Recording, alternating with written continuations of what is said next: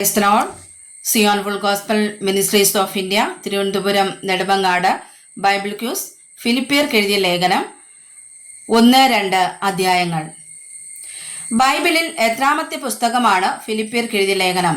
50-ാമത്തെ പുസ്തകം. ഫിലിപ്പിയർക്ക് എഴുതിയ ലേഖനം എഴുതിയത് ആരാണ്? പൗലോസ്. എഴുതിയ കാലഘട്ടം ഏതാണ്? AD 61. ആകെ എത്ര വാക്യങ്ങൾ ഉണ്ട്? 104. എവിടെ വെച്ചാണ് പൗലോസ് ഈ ലേഖനം എഴുതിയത്? റോമിൽ വെച്ച്. ഏറ്റവും വലിയ അധ്യായം ഏതൊക്കെ? 1-2 അധ്യായങ്ങൾ, 30 വാക്യങ്ങൾ വീതം. ഏറ്റവും ചെറിയ അധ്യായം ഏതാണ്? 3-ാമത്തെ അധ്യായം, 21 വാക്യം. എത്ര അധ്യായമുണ്ട്? 4. ആകെ എത്ര വാക്യമുണ്ട്? 104 വാക്യം. ഫിലിപ്പിയർ ലേഖനം എഴുതിയത് ആരൊക്കെ ചേർന്നാണ്? പൗലോസ്, തിമത്തിയോസ്. ആർക്കൊക്കെ വേണ്ടി എഴുതിയ ലേഖനമാണ് ഇത്? ഫിലിപ്പിയിൽ ക്രിസ്തയേശുവിലുള്ള സകല വിശുദ്ധന്മാർക്കും അധ്യക്ഷന്മാർക്കും ശുശ്രൂഷകന്മാർക്കും. ഞാൻ നിങ്ങൾക്ക് എല്ലാവർക്കും വേണ്ടി കഴിക്കുന്ന സകല പ്രാർത്ഥനയിലും എപ്പോഴും സന്തോഷത്തോടെ പ്രാർത്ഥിച്ചും നിങ്ങളിൽ നല്ല പ്രവൃത്തിയെ ആരംഭിച്ചവൻ ഡേഷ് അതിനെ തികയ്ക്കുമെന്ന് ഉറപ്പായി വിശ്വസിച്ചും ഇരിക്കുന്നു. യേശു ക്രിസ്തുവിന്റെ നാളോളം. ആരെ ഓർക്കുമ്പോഴാണ് പൗലോസ് ദൈവത്തിന് സ്തോത്രം ചെയ്യുന്നത്? ഫിലിപ്പിയരെ. കൃപയിൽ പൗലോസിന് കൂട്ടാളികൾ ആര്?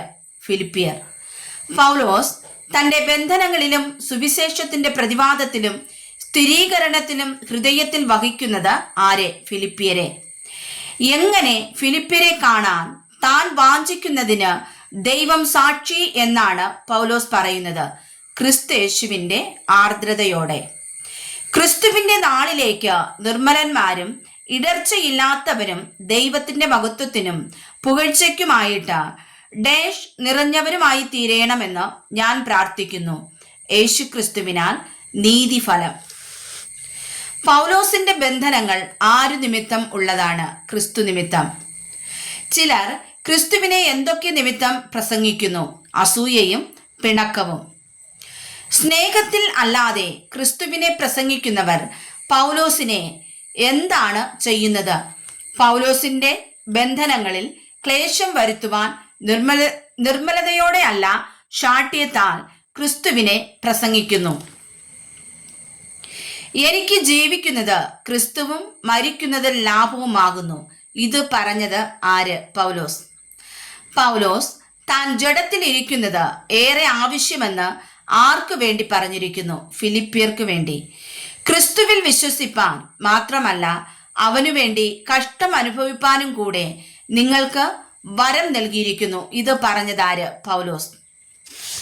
ആരിലാണ് പ്രബോധനമുള്ളത്? ക്രിസ്തുവിൽ. സ്നേഹത്തിൽ ആശ്വാസമുള്ളത് ആരിലാണ്? ക്രിസ്തുവിൽ. ആത്മാവിന്റെ കൂട്ടായ്മയുള്ളത് ആരിലാണ്? ക്രിസ്തുവിൽ. നിങ്ങൾ ഡേഷ് ഏക സ്നേഹം പൂണ്ട് ഐകമത്യപ്പെട്ട് ഏകഭാവമുള്ളവരായി ഇങ്ങനെ എൻ്റെ സന്തോഷം പൂർണ്ണമാക്കുവിൻ. ഏക മനസ്സുള്ളവരായി.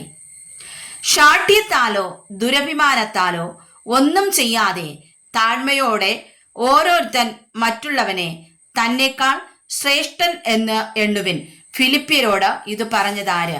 പൗലോസ്. ഓരോരുത്തൻ സ്വന്തം ഗുണമല്ല, പിന്നെ ആരുടെ ഗുണവും കൂടെ നോക്കണം? മറ്റുള്ളവന്റെ. ആരിലുള്ള ഭാവം നിങ്ങളിലും ഇരിക്കണമെന്നാണ് പൗലോസ് ഫിലിപ്പിയരോട് പറയുന്നത്. ക്രിസ്തയേശുവിലുള്ള ഭാവം. തന്നെത്താൻ താഴ്ത്തി ക്രൂശിലെ മരണത്തോളം അനുസരണമുള്ളവനായിരുന്നത് ആര്? ക്രിസ്തയേശു. യേശുവിന്റെ നാമത്തിൽ ആരുടെയൊക്കെ മുഴങ്കാൽ മടങ്ങും? സ്വർലോകരുടെയും ഭൂലോകരുടെയും അധോലോകരുടെയും. ഡേഷ് എന്ന് പിതാവായ ദൈവത്തിന്റെ മഹത്വത്തിനായി ഏറ്റുപറയുകയും ചെയ്യേണ്ടി വരും. യേശു ക്രിസ്തു കർത്താവ് എന്ന്. നിങ്ങൾ ജീവന്റെ വചനം പ്രമാണിച്ചുകൊണ്ട് ലോകത്തിൽ എന്തിനെ പോലെ പ്രകാശിക്കുന്നു? ജ്യോതിസുകളെ പോലെ. എന്നാൽ നിങ്ങളുടെ വിശ്വാസം എന്ന യാഗം അർപ്പിക്കുന്ന ശുശ്രൂഷയിൽ എൻ്റെ രക്തം ഒഴിക്കേണ്ടി വന്നാലും ഞാൻ സന്തോഷിക്കും എന്ന് പറഞ്ഞതാര്? പൗലോസ് അപ്പോസ്തലൻ. പൗലോസ് തന്റെ മനം തണുക്കേണ്ടതിന് വേഗത്തിൽ ഫിലിപ്പിയിലേക്ക് അയച്ചത് ആരെ? തിമത്തിയോസിനെ.